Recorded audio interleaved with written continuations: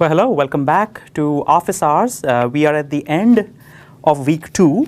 We've actually finished the first module of the class. We talked about principles. Last week we talked about different approaches to choice architecture and nudging. This week we've talked about mental accounting. We've talked about intertemporal choice, self-control, and overchoice. So we actually covered a fair bit of ground over the first 2 weeks. And at the end of the second week, the debate question that was posed to you was about consumer credit. Is consumer credit a blessing or a curse? And like in the past, we had 5 experts who were on the panel. We started off with Professors Avi Goldfarb and Ron Bolkowski, both of whom are colleagues of mine here at Rotman. And they both talked about why consumer credit is a blessing. Avi made the point, a fundamentally important point, about the fact that consumer credit allows you to smooth consumption over time. That income streams are not uniform, and if you didn't have credit, you would not be able to make big purchases like houses or even smaller things because you would not have money in your pockets at the right point in time. So consumer credit is critically important because it allows us to manage our consumption patterns over time.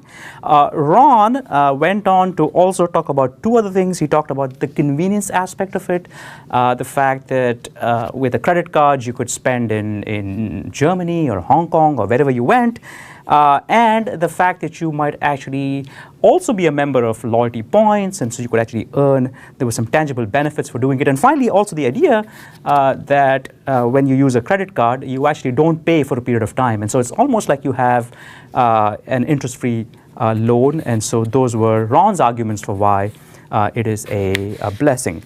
Min Zhao came in. She didn't disagree with anything that Avi or Ron said, but she made a very important point, which was the fact that people aren't very good at managing credit, and that's key.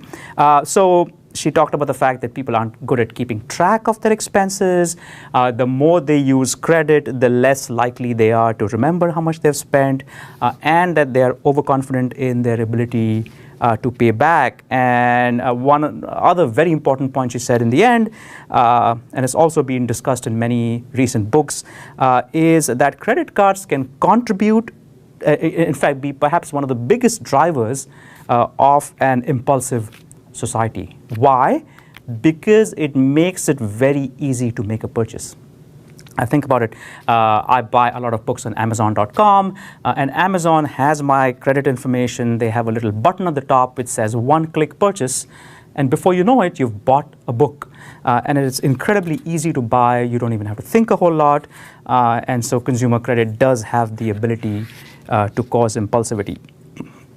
We then had Professor Andrew Ching, who talked about the hidden cost of consumer credit, in particular credit cards. So he made the point that merchants have to pay fees when they accept credit cards, and as a result of those fees, somebody has to cover them. How do they get covered? They get covered because all of us end up paying a higher price. So there are these hidden costs that we need to think about. And then finally, Professor Amar Chima couldn't join us in person, but he sent us his comments. He echoed Min Zhao's position. People are just bad at managing credit. But he also kind of raised an interesting point about credit limits. And he talked about research where he and I had done some work showing that people misrepresent credit limits as a signal of their earnings. So you can actually give people a higher credit limit. They believe they're going to have a higher earning potential, and it makes the problem of overspending even worse. What did BE101x think? Let's take a quick look.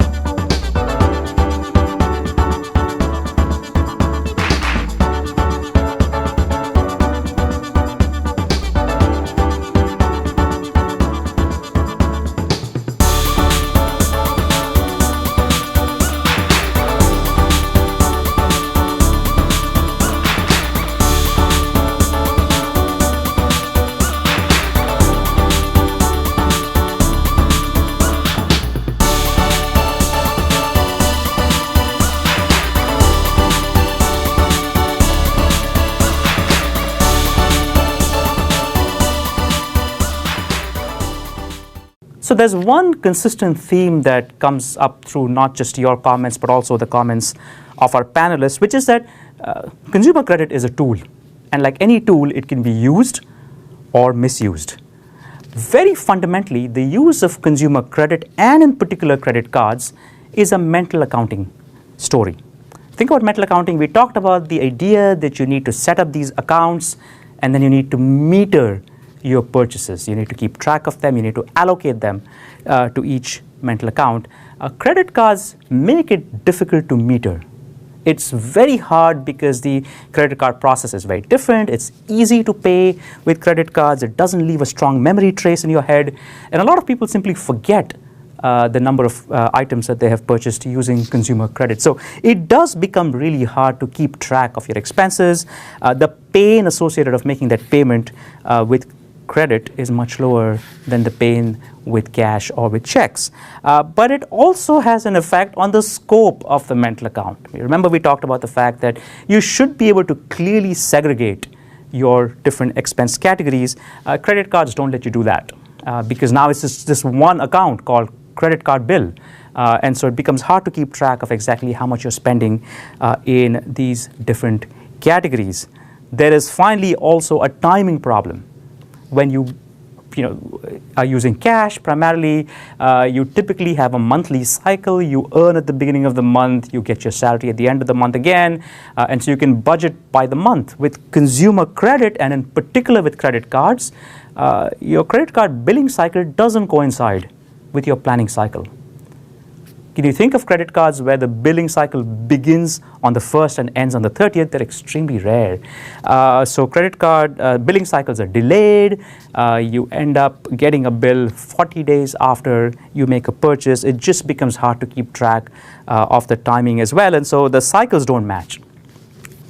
So these are all fundamental problems with using consumer credit. If they can be overcome, then a lot of the other benefits we talked about are great.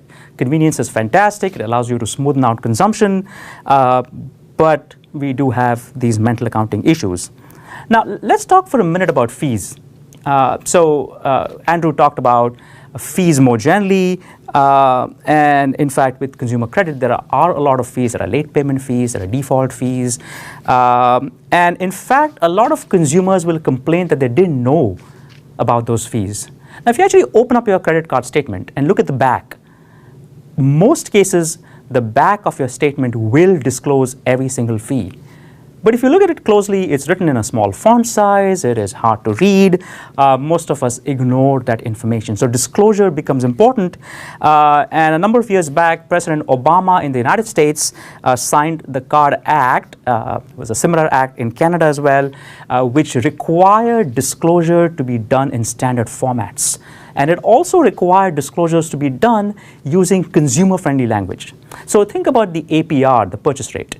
This is a concept that is hard for many consumers to understand. A lot of people will tell you, based on some of my informal surveys, that a 20% APR is twice as bad as a 10% APR. But that's not the case. It's actually many times worse because you compound your interest over time. But a lot of people don't understand that. And so would it not be a better thing to simply say that if you only continue to pay the minimum that you owed, it would take you 5 years or 6 years or whatever the time was to finish making your payments. And so that's what the Card Act mandates that providers of consumer credit do. And that's an important step in making policy which is consumer friendly and behaviorally informed.